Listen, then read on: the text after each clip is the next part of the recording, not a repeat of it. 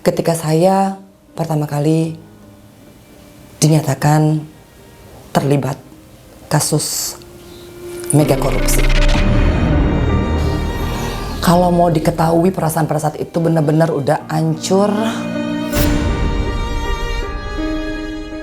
Saya nggak mengerti dengan apa yang dinyatakan sholat. Saya nggak mengerti isi sholat itu sendiri.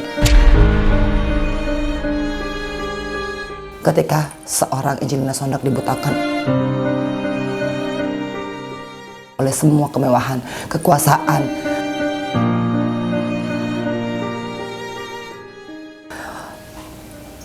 padahal itu sebenarnya bukan apa-apa.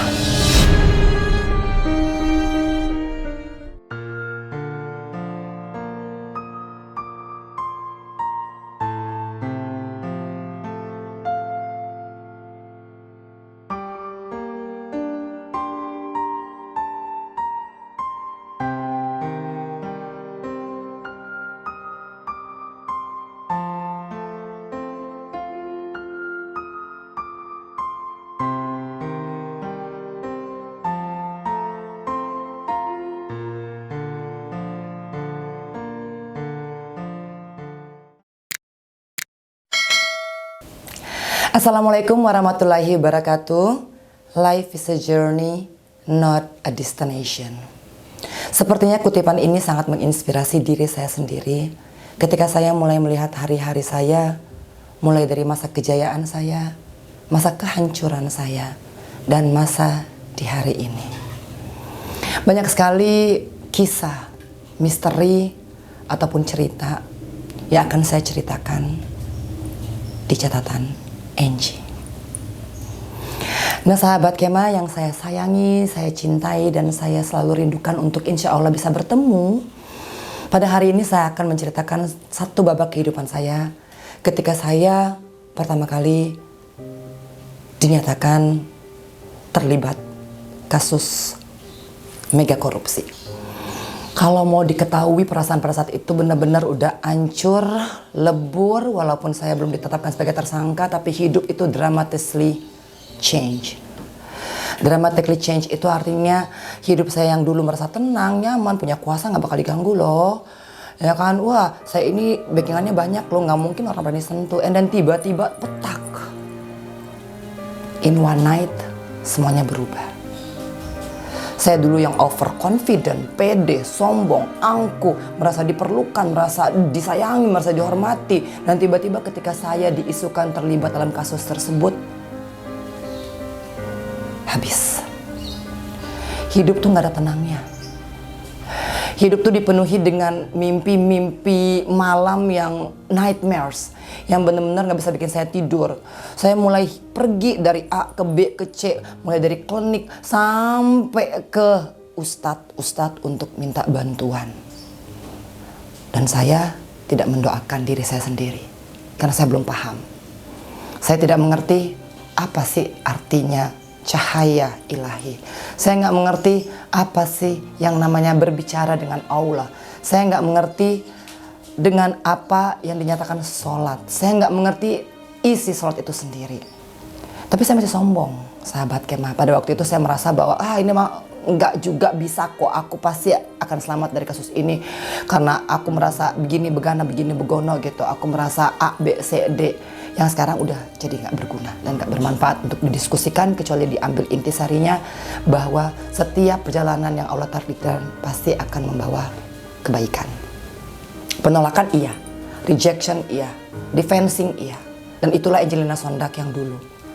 Saya nggak pernah mau untuk mengakui kesalahan saya nggak pernah mau untuk mengatakan iya saya salah, gengsinya tuh selangit. Karena saya dari SD, SMP, sampai SMA, bahkan ketika saya kuliah atau sekolah di luar negeri, saya selalu mendapatkan achievement. Dari kecil saya juara kelas, kemudian saya ikut berbagai macam lomba-lomba dan itu tidak pernah ada yang kalah.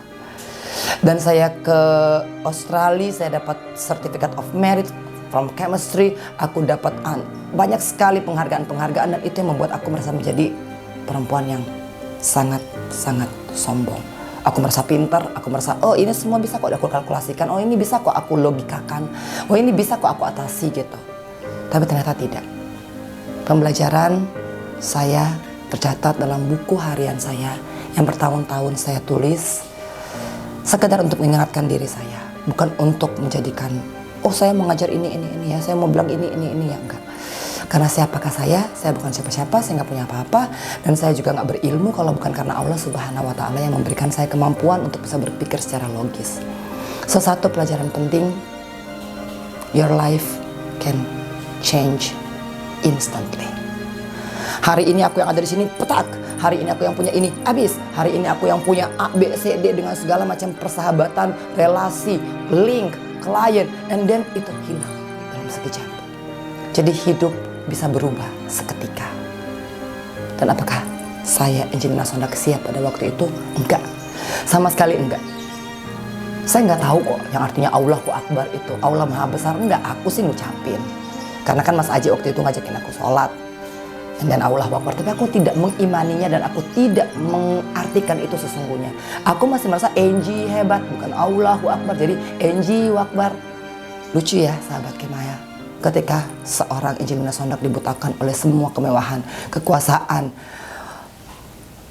padahal itu sebenarnya bukan apa-apa. So ketika life can change instantly, pelajaran pertama ketika saya masuk ke dalam rutan Pondok Bambu. Nauzubillah min zalik. Kamarnya sih gede banget, tapi buat ber-35 orang. Bantalnya banyak banget. Tapi untuk di-share dengan beberapa orang. Ke kanan bawa iler, ke kiri nauzubillah min zalik. Orang habis makan jengkol. Tapi apa? Aku nggak bisa apa-apa. Komplain nggak bisa, minta-minta kamar nggak bisa. Dan sepertinya Allah emang takdirkan aku untuk menjalani masa-masa ketika aku itu memang gak bisa apa-apa. Udah kesana kesini gak bisa juga. So hari pertama saya di rutan Pondok Bambu, itu is a very nightmare.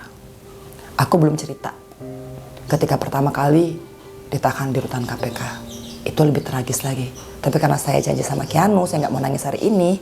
Karena abis ini saya mau jalan-jalan sama Keanu. So I better not to tell you the very first part. Tapi tenang, di cerita Angie akan saya ceritakan bukan untuk mengungkap apa yang selama ini menjadi pertanyaan orang banyak, atau bukan untuk mengungkap misteri dari kontak Pandora, enggak. Tapi sesungguhnya hanya untuk mengingatkan saya, dan mudah-mudahan apabila sahabat Kema mau mengambil ilmu dari pengalaman saya, sehingga tidak perlu mengalami hal-hal yang buruk seperti yang terjadi kepada saya. Alhamdulillahirabbil alamin. Seketika kita membahas life can change instantly, itu berarti bahwa apa yang kita punya bisa hilang dalam seketika. Untuk itu, satu catatan akhir, semua milik Allah. Kita nggak punya apa-apa. Kita lahir tanpa baju, tanpa atribut, dan kita akan kembali kepada Allah Subhanahu wa Ta'ala sama seperti itu. Jadi buat apa kita sombongkan?